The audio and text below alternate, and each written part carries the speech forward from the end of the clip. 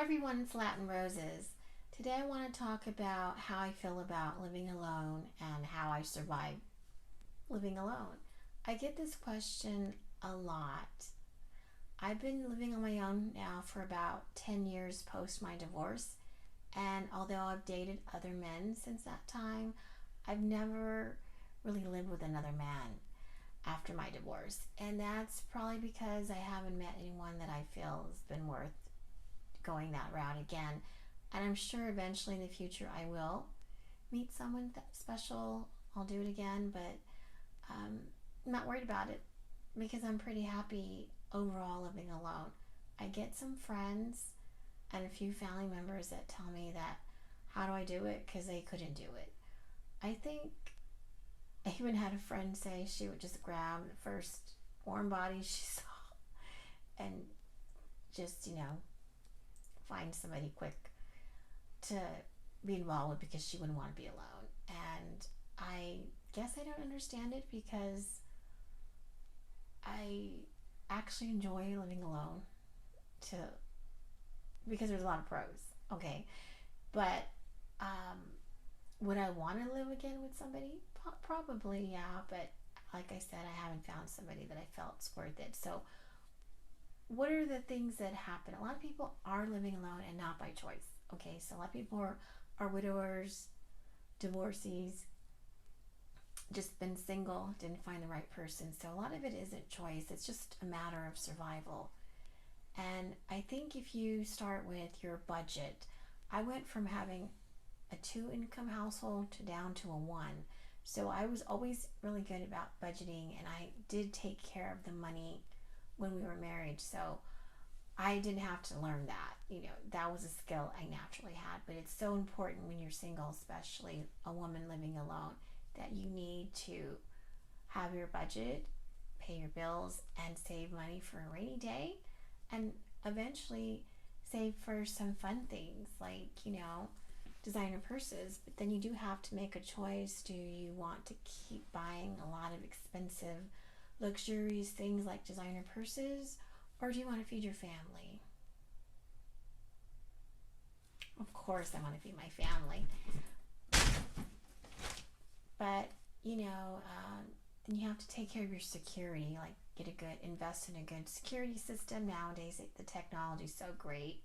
You can get a lot of these doorbells and outdoor and indoor securities that are really cameras that are really easy to set up. And then I have my dogs, and so I feel pretty safe. They're pretty good security system all by themselves.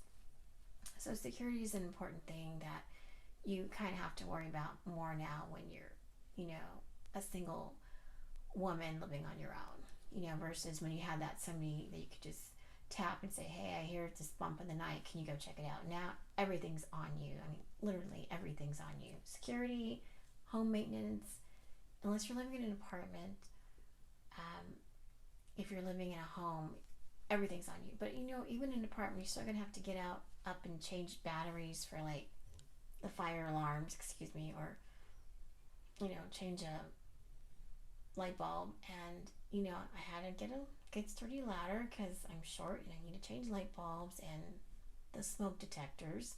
That's on me. I never had to do that. I was so codependent on my ex-spouse. I mean, he had me spoiled. I didn't have to do anything besides take care of the home and the children, which is a big thing. But he took care of everything. He gassed up my car. He did the car maintenance. He washed the car. He anything that was broke down in the house, it would break. He'd fix it.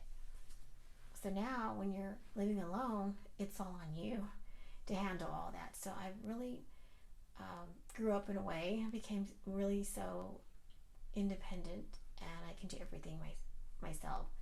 And one big pro about living alone is that nobody can tell you what to do. So if I want to go paint my bathroom a bright pink, nobody can stop me. Which also might be a con now that I think about it.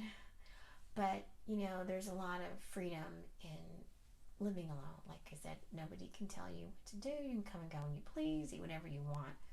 And again, that can also be a con. But as long as you have good security and you budget and you stay busy and do things that you like to do, which one of the things I love to do is talk to all of you on my YouTube channel.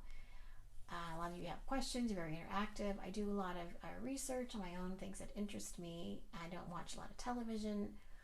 I don't want to waste time on this planet and try to enjoy things. I have friends that I go out with, and I work full time, and I have my children. And now that my children are grown, my two young adult men that go to school and work, I feel like I'm less alone living alone now that they're all grown, because when they were little, they all had to go to their dads for at least 2 weeks a month, and then I was really living alone, like alone. And now that they're older, I feel like they're popping in, they're coming over to see me, and they're here a lot, so I feel like I'm less alone. But it's not bad. I'm not afraid to be alone. I've done it for so long. I enjoy the experience more than I don't. I have to honestly say that I really enjoy, being independent and alone more than not. But do I want to always live alone? Probably not. Would I like to be remarried again? I definitely would. But again, it would have to be with the right person, and I'm not worried about it. If it's meant to happen, it will happen. So if you ladies would like to leave me in the comments below what you enjoy, your pros and cons if you're single, or if you have any more questions for me, like how do I cope, you just do, right? You find your way. Just leave them in the comments below. If you like this video, hit like. If you want to stay in touch, subscribe. And as always, I wish you love, peace, and joy.